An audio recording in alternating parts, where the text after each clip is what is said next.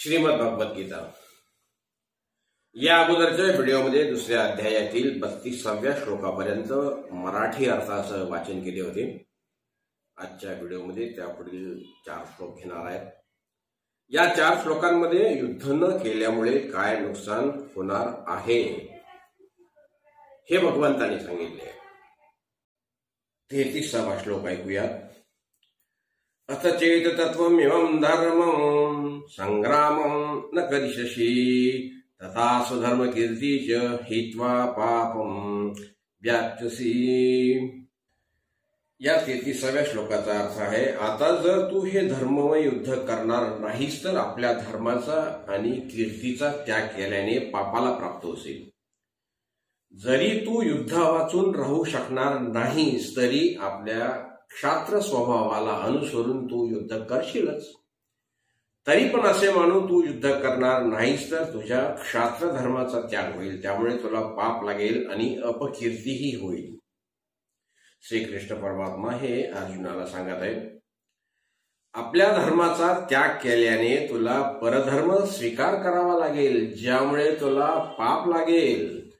युद्धाचा त्याग केल्यामुळे दुसरे लोक असे म्हणतील की अर्जुनासारखा शूरवीर योद्धा मृत्यूला घाबरला आणि त्यामुळे तुझी कीर्ती नष्ट होईल।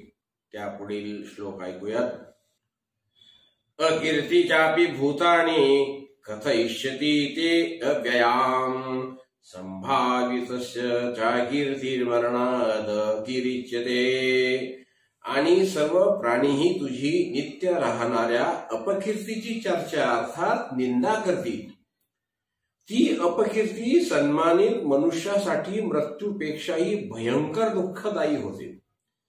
संसाराच्या दृष्टीने जो श्रेष्ठ मानला जातो, ज्याच्याकडे लोक चांगल्या नजरेने बघतात, अशा मनुष्याची जेव्हा अपकीर्ती होते तेव्हा ती अपकीर्ती त्याच्यासाठी मरणापेक्षाही अधिक भयंकर दुःखदायी बनते।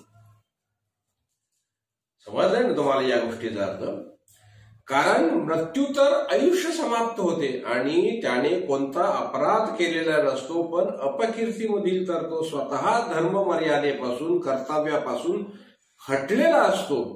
तात्पर्य लौकिकात जो श्रेष्ठ मानला जातो तो मनुष्य जर आपल्या कर्तव्याला टाळू लागला तर त्याची फार भयंकर अपयश होते। त्यापुढील श्लोक ऐकूया। भयाद्रण दुभरदं नश्यन्ते त्वा महारथः येषां च त्वं बहुमतो भूत्वा यास्यसि लाघवम्। 35वा श्लोक आहे। तसेच महारथी लोक तुला भीतीमुळे युद्धापासून उपरत झालेला मानतील।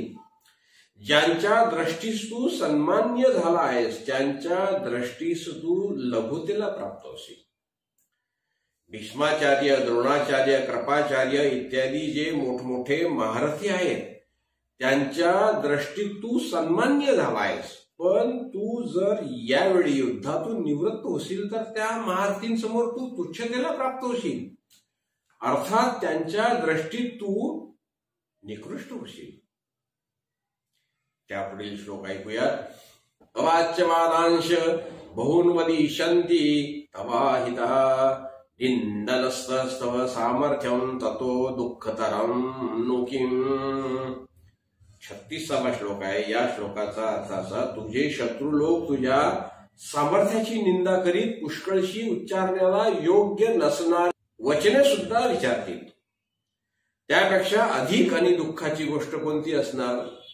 युद्धाच्या ऐन मोक्यावर तू अलग झालास, तू आमच्या समोर टिकाव धरू शकत नाही, आमच्याशी युद्ध करू शकत नाही, अशा प्रकारची वचने तुला सहन करावी लागतील।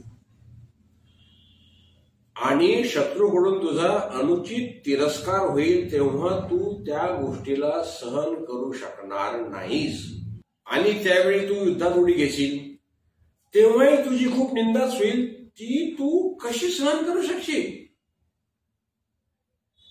हे श्रीकृष्ण परमात्मा अर्जुनाला उपदेश करीत आहे। आजच्या व्हिडिओमधील या 4 श्लोकात युद्ध न केल्यास कोणते नुकसान होणार आहे हे श्रीकृष्ण परमात्मा यांनी या ठिकाणी सांगितले आहे। तर युद्ध केल्याने कोणता लाभ व फायदा होणार आहे याविषयी भगवान पुढील 2 श्लोकात सांगणार आहेत। तर पुन्हा भेटूया पुढील व्हिडिओमध्ये. तोपर्यंत नमस्कार, धन्यवाद.